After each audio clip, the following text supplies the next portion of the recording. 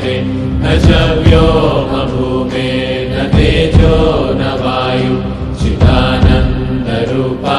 शिवोऽहं शिवोऽहं चिदानन्दरूपा शिवोऽहं शिवोऽहं चिदानन्दरूपा शिवोऽहं शिवोऽहं न च प्राणसंज्ञो न वै पञ्चवायु न वा सप्तधातुर्न वा पञ्चकोश न वा पाणिपादं न चोपस्थपायु चिदानन्दरूपा शिवोऽहं शिवोऽहं चिदानन्दरूपा शिवोऽहं शिवोऽहं चिदानन्दरूपा शिवोऽहं शिवोऽहं न मे द्वेषरागौ न मे लोभमोहौ न मे वै मदो नैव मात्सर्यभावः न धर्मो न चार्थो न कामो न मोक्षः चिदानन्दरूपा शिवोऽहं शिवोऽहं चिदानन्दरूपा शिवोऽहं शिवोऽहं चिदानन्दरूपा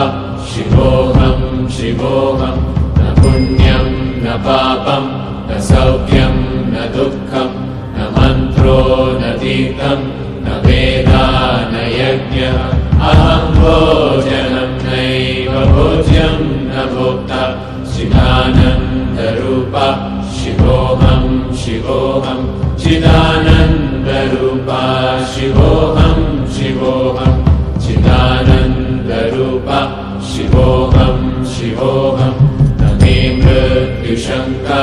न मे जातिभेदः विना नैव मे नैव माता न जन्मः न बन्धुर्न मित्रं गुरुर्नैव शिष्यः चिदानन्दरूपा शिवोऽहं शिवोऽहं चिदानन्दरूपा शिवोऽहं शिवोऽहं चिदानन्दरूपा शिवोऽहं शिवोऽहम् अहं निर्विकल्पो निराकाररूपो विभुत्वा च सर्वत्र सर्वेन्द्रियाणां न च सङ्गतं नैव मुक्तिर्न मेयः चिदानन्दरूपा शिवोऽहं शिवोऽहं चिदानन्दरूपा शिवोऽहं शिवोऽहं चिदानन्दरूपा शिवोऽहं शिवोऽहं मनोबुद्ध्यहङ्कारचित्तानि नाहं न च श्रोत्रजिह्वे न च घ्राणनेत्रे न च व्योमभूमेर्न तेजो न वायु चिदानन्दरूपा शिवोऽहं शिवोऽहं चिदानन्द